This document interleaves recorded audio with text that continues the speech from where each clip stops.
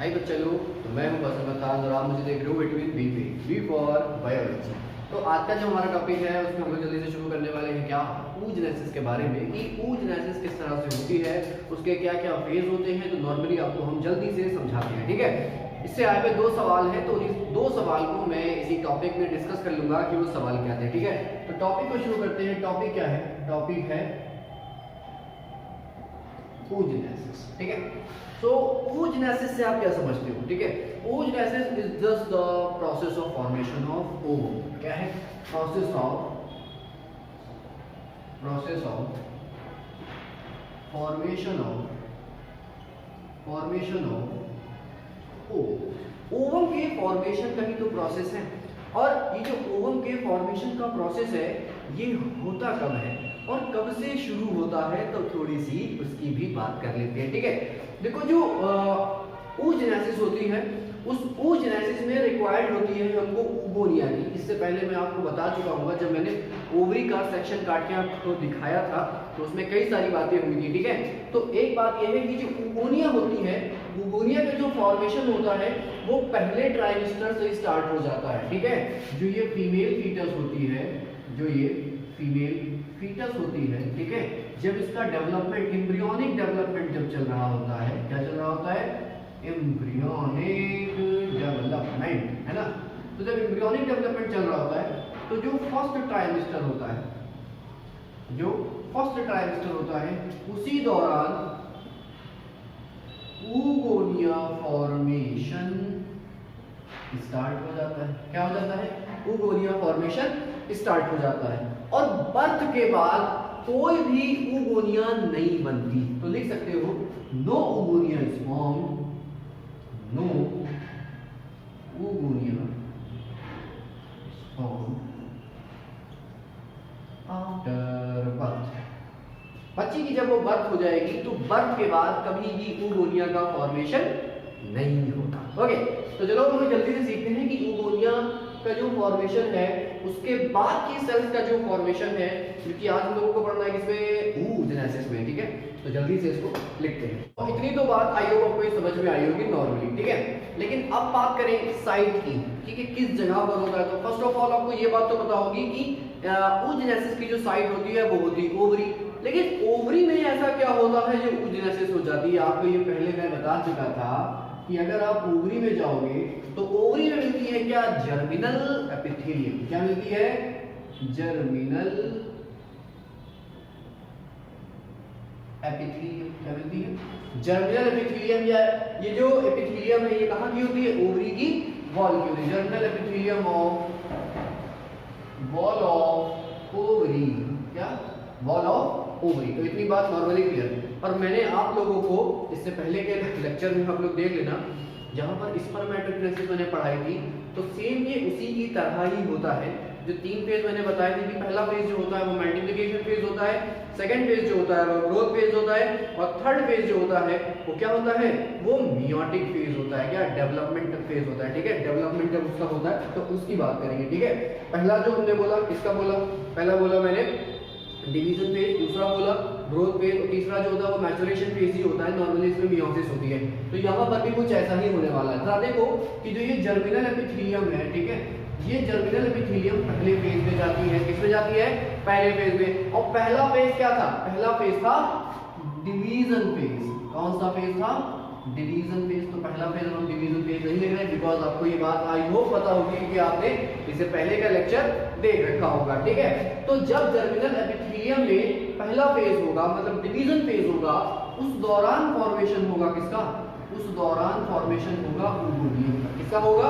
oogonia का। अब जरा देखो कि जो जर्मिनल एपिथेलियम होती है उसकी जो पोलैरिटी होती है वो कितनी होती है? 2 है, क्योंकि अभी कहीं पर मियोसिस नहीं हुआ होता है। तो जरा ये देखो कि oogonia का फॉर्मेशन भी हुआ है, तो क्या कहीं पर मियोसिस हुई? नहीं हुई। तो oogonia की पोलैरिटी कितनी होगी? 2n होगी। और कितनी oogonia बनी होगी? एक ही oogonia बनी होगी। क्लियर बात? तो एक oogonia बनी। उसके बाद फर्स्ट फेज जो कि डिवीजन फेज था वो कंप्लीट हुआ, और कंप्लीट होने के बाद ये oogonia क्या करती है? अब सेकंड फेज में इंटर करेगी। कहाँ इंटर करेगी? सेकंड फेज में। तो जरा बताओ कि सेकंड फेज मैंने क्या बताया था? सेकंड फेज बताया था ग्रोथ फेज। कौन सा फेज? Growth phase. जब ग्रोथ फेज होगा तो यही ओगोनियम ट्रांसफॉर्म हो जाएगी किसमें, प्राइमरी oocyte में। किसमें, प्राइमरी oocyte। तो ये भैया प्राइमरी oocyte में। क्या कहीं पर भी यहाँ पर मियोसिस हुआ, नहीं हुआ। तो अगर मियोसिस नहीं हुआ तो कोलाइडी अभी भी कितनी होगी उसकी, 2n ही होगी। और कितनी सेल बनी होगी, एक ही बनी होगी। तो जरा बंद लगा दे रहे हैं।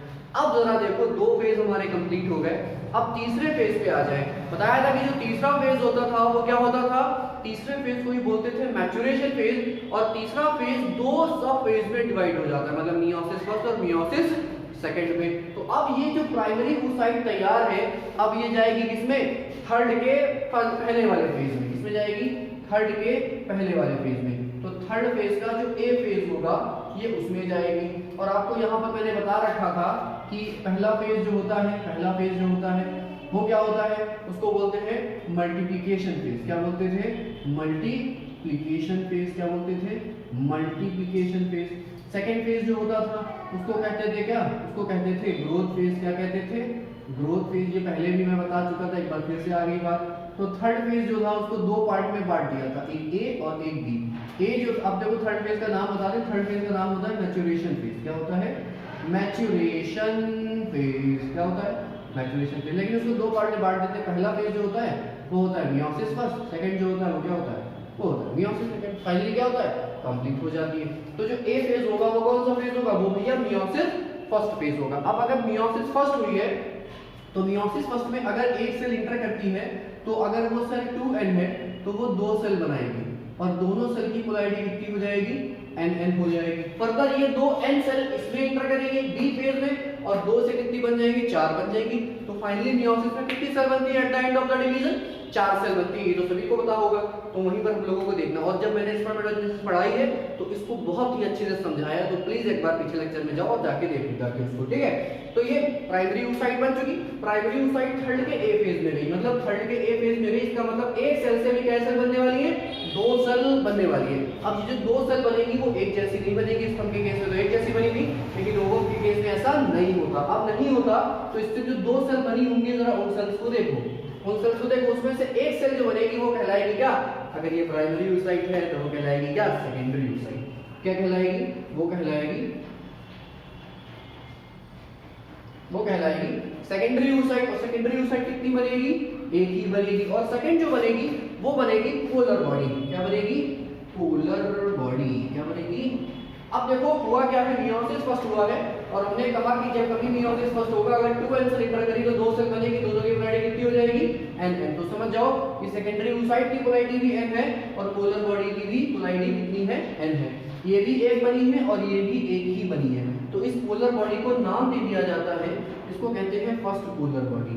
क्या कहते हैं, फर्स्ट पोलर बॉडी। क्लियर बात। तो फर्स्ट पोलर बॉडी क्यों बनाई गई, बस इस पोलर बॉडी का कोई सिग्निफिकेंस नहीं होता, बस जस्ट पोलैरिटी को मेंटेन करने के लिए बनाई जाती है। इसका कोई काम नहीं है, ऐसे डिस्ट्रॉय हो जाती है। काम तो सेकेंडरी oocyte का है, क्योंकि होगा ये कि एक ओगोनियम एक ही ओवम को बनाएगी, इसीलिए ये प्रोसेस चल रहा है। अगर ये ना होता तो 2, 3, 4 कुछ भी बन सकते थे, ठीक है। अब देखो ये सेकेंडरी oocyte क्या करेगी, ये सेकेंडरी oocyte फर्दर इंटर करेगी किसमें, थर्ड के बी फेज में। किसमें, थर्ड के बी फेज में, क्योंकि ए फेज तो हमने कंप्लीट कर लिया। अब थर्ड का बी फेज वो नहीं इंटर करेगी, वो यहीं पर रहेगी, इसी तरह से खत्म हो जाएगी।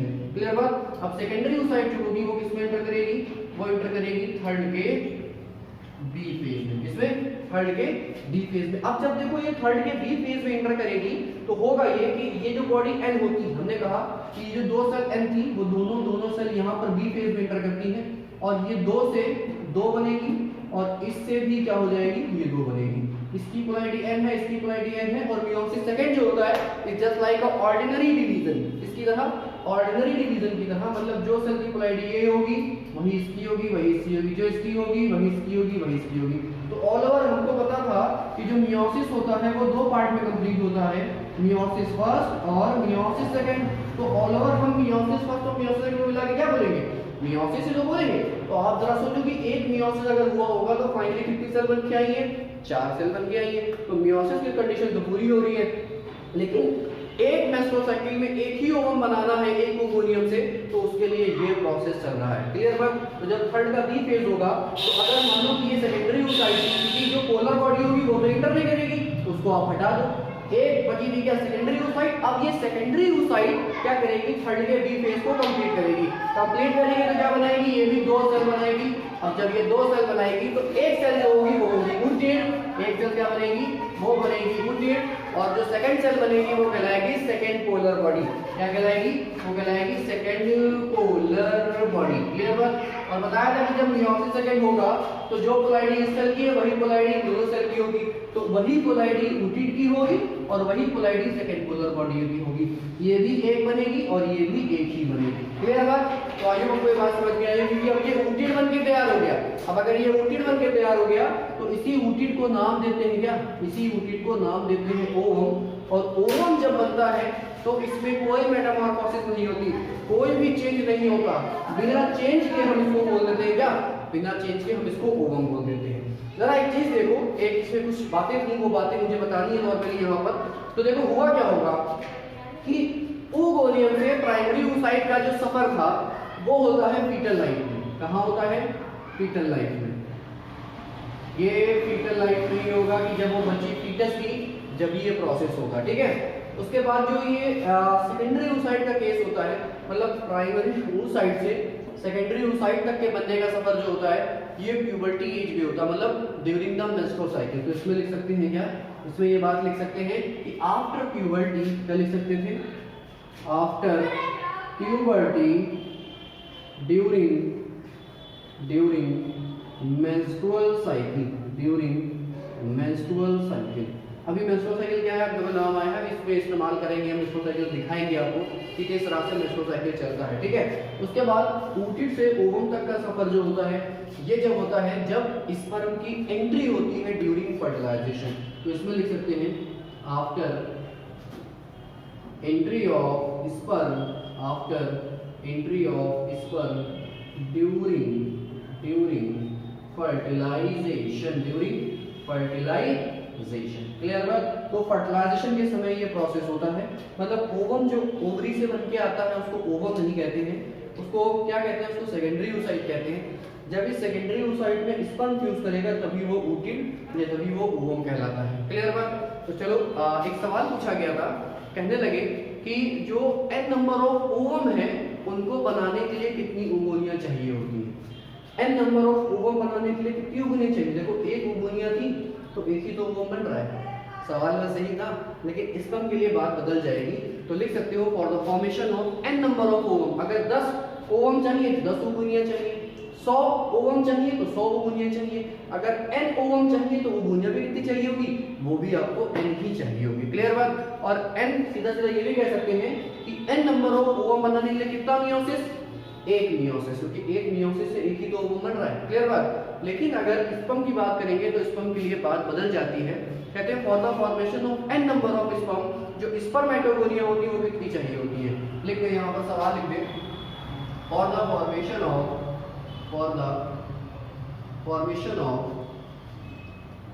n number of sperm, the number of spermatogonia required, अगर ये केस स्पर्म का होता तो होता ये कि यहाँ पर होती स्पर्मेटोगोनिया और यहाँ पर 4 स्पर्म बन के आते, कितने आते, 4 स्पर्म, मतलब 4 स्पर्म को बनाने के लिए एक स्पर्मेटोगोनिया चाहिए होती है। 4 स्पर्म को बनाने के लिए कितनी, एक स्पर्मेटोगोनिया। तो एक स्पर्म को बनाने के लिए कितनी चाहिए होगी, एक स्पर्म को बनाने के लिए 1/4 स्पर्मेटोगोनिया रिक्वायर्ड होगी। या आपसे ये कह दें कि n नंबर ऑफ स्पर्म बनाने के लिए कितना चाहिए होगा, तो n/4 स्पर्मेटोगोनिया, ठीक है। और ये फर्स्ट पोलर बॉडी की लिख देते हैं यहाँ पर, क्या फर्स्ट पोलर बॉडी। क्लियर बात? तो आई होप आपको इतनी बात समझ में आई होगी। तो इसको समझना है जल्दी से इसका स्क्रीनशॉट लो ताकि हम लोग खटाखट आगे चलते हैं, ठीक है। अब देखो होता ये है कि जब फर्स्ट मियोसिस चल रही होती है, अगर आप देखो कि ये ए फेज है तो ए फेज को क्या बोलते हैं, ए फेज को ही तो मियोसिस फर्स्ट बोलते हैं। इस ए फेज को क्या बोला गया, इस ए फेज को ही तो मियोसिस फर्स्ट बोला गया। तो अब अगर ये ए फेज मियोसिस फर्स्ट है तो कहते हैं कि जब मियोसिस फर्स्ट होता है तो उस दौरान जो सेल डिवीजन होता है वो अनइक्वल होता है। कैसा होता है? अनइक्वल। अनइक्वल का मतलब ये होता है कि जो सेकेंडरी oocyte बना है वो इतना बड़ा बना, उसका ये न्यूक्लियस कैसा एन, लेकिन साइटोप्लाज्म ढेर सारा है। लेकिन जो पोलर बॉडी बनती है, पोलर बॉडी इतनी सी बनती है, इससे भी छोटी आप है तो इससे भी छोटी, ये तो बहुत बड़ी मैंने बना दी, ये तो बहुत बड़ी मैंने बना दी, इतनी बड़ी आप मान लो कि ये पोलर बॉडी बनती है। तो इसके पास भी न्यूक्लियस होगा और न्यूक्लियस कैसा है पोलर बॉडी के पास? एन है। कैसा है? एन है। और इसका साइटोप्लाज्म क्या होगा? बहुत ही छोटा सा होता है। क्लियर बात?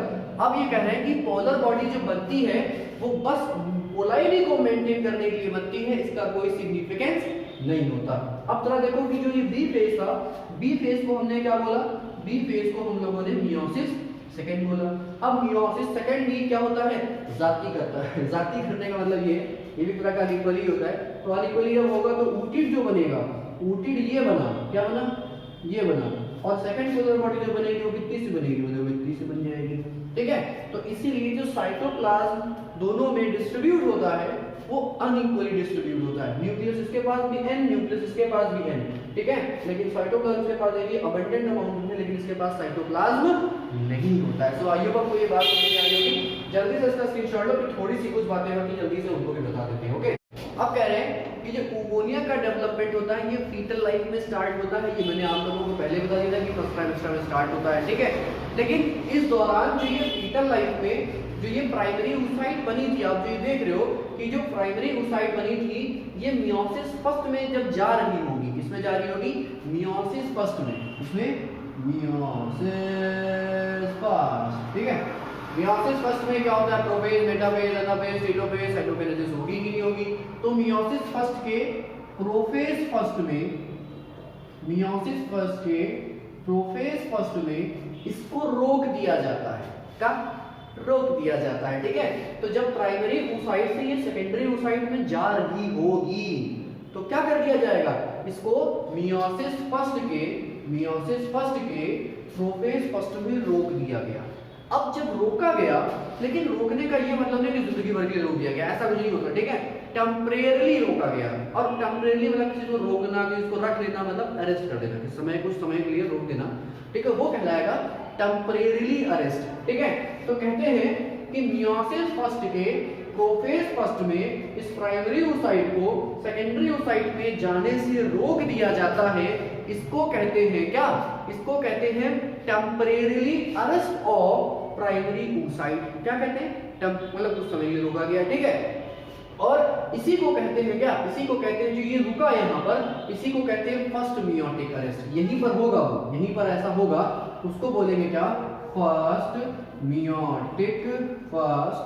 Meiotic arrest. First meiotic arrest कहां से कहां तक होने वाला है? फर्स्ट मियोटिक अरेस्ट यहां से यहां तक होने वाला है। क्लियर बात? अब जो ये मियोसिस फर्स्ट होगा ये अभी कंप्लीट नहीं होगा। क्यों? क्योंकि मियोटिक अरेस्ट हो गया, ठीक है। अब इसको कंप्लीट करा जाएगा, कंप्लीट करा ही जाएगा। जो प्राइमरी oocyte यहाँ पर बनी एक तरह से टर्शियरी फॉलिकल जब ग्रेफियन फॉलिकल में बदल जाएगी, ये टर्शियरी फॉलिकल जब ग्रेफियन फॉलिकल में बदलेगी तब मियोटिक फर्स्ट या मियोसिस फर्स्ट कंप्लीट होगा। क्या होगा? मियोसिस फर्स्ट कंप्लीट होगा। और ये कब होगा? ड्यूरिंग मेंस्ट्रुअल साइकिल, ठीक है। तो लिखते हैं कि फर्स्ट मियोटिक अरेस्ट जो है, अब इसको क्या कर दिया जाएगा? इसको हटा दिया जाएगा। और हटाने के बाद क्या होगा कि मियोसिस फर्स्ट जो कंप्लीट नहीं हो पाया था, प्रोफेज में रुका हुआ था, अब वो प्रोफेज के आगे की फेज में जाएगा और मियोसिस फर्स्ट कंप्लीट होगा। और मियोसिस फर्स्ट कब कंप्लीट होता है?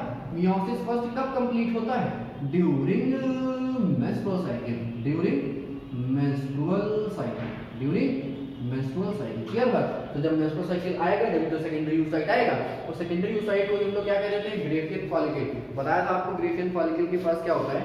ग्रेफियन फॉलिकल के पास 5 मेम्ब्रेन होती है। सबसे बाहर की तरफ थीका एक्सटर्ना, उसके बाद थीका इंटरना, उसके बाद मेम्ब्रेना ग्रेनुलोसा, उसके बाद कोरोना रेडिटा, उसके बाद ज़ोना पेलिसिडा। जैसे मुझे याद है वैसे आप भी याद कर लो, ठीक है। मैंने आपको डायग्राम भी वहां पर दिया है, नोट्स भी आपको अवेलेबल करा दी। क्लियर बात? अब जो ये सेकेंडरी oocyte बनी है इसी को कहा गया क्या? Graafian follicle. अब ग्रेफियन फॉलिकल क्या चाह रही होगी? मियोसिस सेकंड में जाना चाह रही होगी, लेकिन मियोसिस सेकंड में जाने के लिए इसको फिर रोक देंगे, इसको फिर रोक दिया जाएगा। और जो ये फिर रोका गया तो ये कहलाएगा क्या, सेकंड मियोटिक अरेस्ट। ये क्या कहलाएगा, यहां से यहां तक होना है तो ये कहलाएगा क्या, ये कहलाएगा सेकंड मियोटिक अरेस्ट।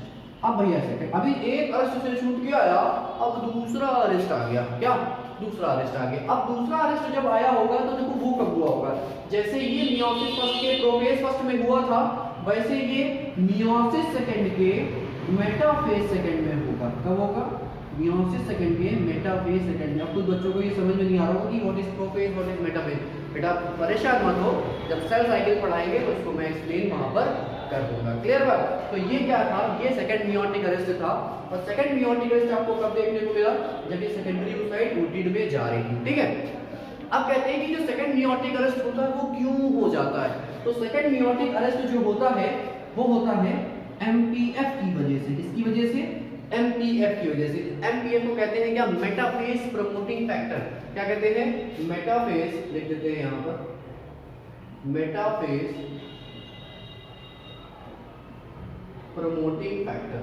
तो मेटाफेज प्रमोटिंग फैक्टर आता है और क्या करता है, सेकंड मियोटिक अरेस्ट लगा देता है। लेकिन जब इस सेकेंडरी oocyte में स्पर्म इंटर कर जाएगा, क्या इंटर कर जाएगा, स्पर्म इंटर कर जाएगा, तो जो ग्रेन्युलोसा सेल्स होती हैं ये क्या करती हैं, ये एक ऐसा सेक्रीशन देती है जिसकी वजह से एमपीएफ जो होता है वो क्या हो जाता है, ब्रेक हो जाता है। तो कहते हैं during the entry of sperm secretion of granulosa cells break MPF, और एमपीएफ जब टूटेगा तो जाहिर सी बात है कि सेकंड मियोटिक अरेस्ट भी टूट जाएगा, और सेकंड मियोटिक अरेस्ट जैसे ही टूटेगा उसके जस्ट बाद ग्रेन्युलोसा सेल्स एक और फैक्टर छोड़ेंगे, उसको बोलेंगे एपीसी। क्या बोलेंगे, एपीसी। इसको बोलते हैं क्या,